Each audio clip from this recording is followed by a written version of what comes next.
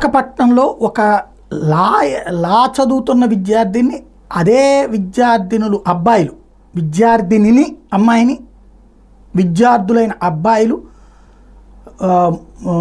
అత్యాచారం చేయడం, అది కూడా లవ్ అని చెప్పినోడు అమ్మాయితో సెక్సువల్ రిలేషన్ పెట్టుకుని అది వీడియో తీసి తన మిత్రులతో కూడా అత్యాచారం చేయించినటువంటి ఘటన సంచలనం సృష్టిస్తుంది. రాష్ట్ర ప్రభుత్వం జోక్యం చేసుకుని హోంమంత్రి జోక్యం చేసుకున్నటువంటి ఉదంతం ఇది.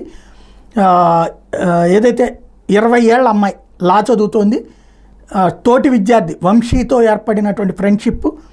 ఆ ఫ్రెండ్షిప్లో భాగంగా మొన్న 10వ తారీఖున కంబాలకొండకు వెళ్తే ఆగస్టు 10న అప్పుడు ఆ యువతి వద్దంటున్నా సరే శారీరకంగా కలిశాడు. ఆ తర్వాత మళ్ళీ ఆగస్టు 13న పగలు 11 గంటల టైంలో ఆ యువతిని 2 వీలర్ మీద డాబా గార్డెన్స్లోని ఫ్రెండ్ ఇంటికి ఆనంద్ గదికి తీసుకొచ్చాడు.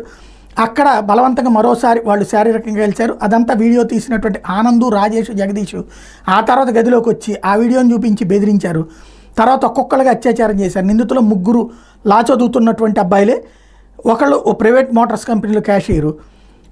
వీళ్ళు మళ్ళీ అమ్మాయిని వేధిస్తున్నటువంటి వేళ అమ్మాయి ఇక ఆత్మహత్య చేసుకోవడానికి ఉరేసుకోవడానికి ప్రయత్నిస్తే ఆపినటువంటి తల్లిదండ్రులు అడిగితే విషయం చెప్పింది. దాంతో ఇప్పుడు పోలీస్ కంప్లైంట్ ఇచ్చారు. ఈ గ్యాంగ్ రేప్ ఉదంతం మీద సీరియస్ చర్యలు తీసుకుంటామని చెప్పేసి హోంమంత్రి ప్రకటించారు.